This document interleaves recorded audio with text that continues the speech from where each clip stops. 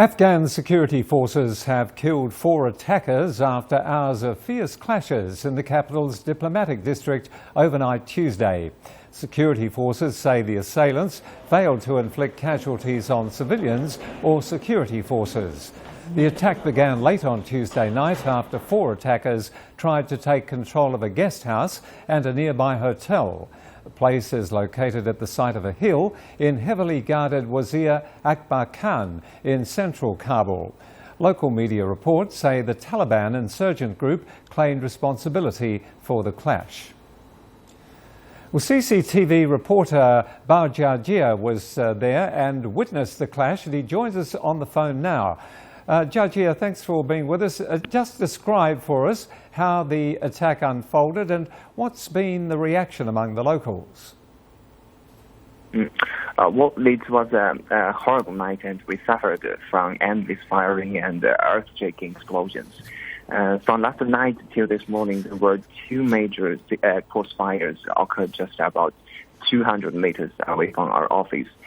The first one happened at around 11 p.m. local time last night, and we heard sudden crossfire coming sharply nearby, which became heavier and with more than dozens of explosions, like rockets as well as suicide bombings.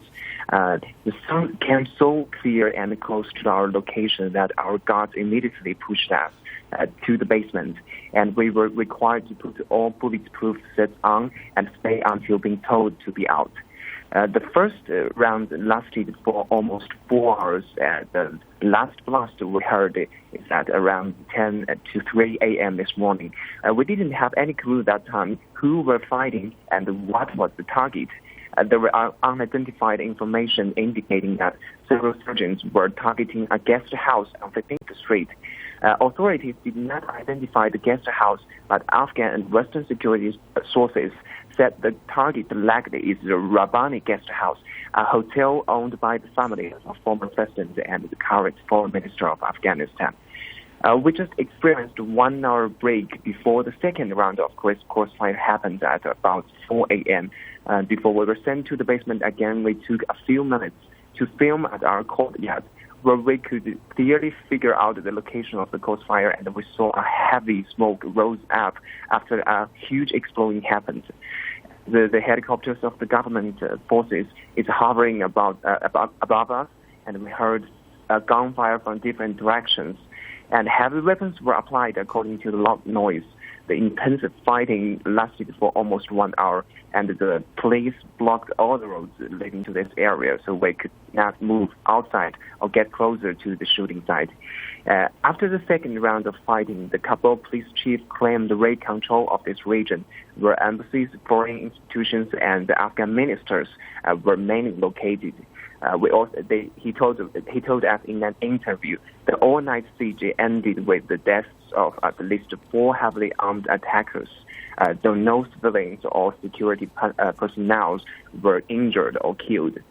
Deputy Interior Minister of Afghanistan, who is taking charge of the police forces, said that the weapons has been seized, including a rocket-propelled grenade launcher, 3 automatic rifles, and a hand grenade. But the announcement were soon followed by thousands of doubts that how can 4 gunmen fight a whole night against the capital's police forces, which put the Afghan security forces under an embarrassing circumstance now. And later on, the Taliban claimed the responsibility for the attack.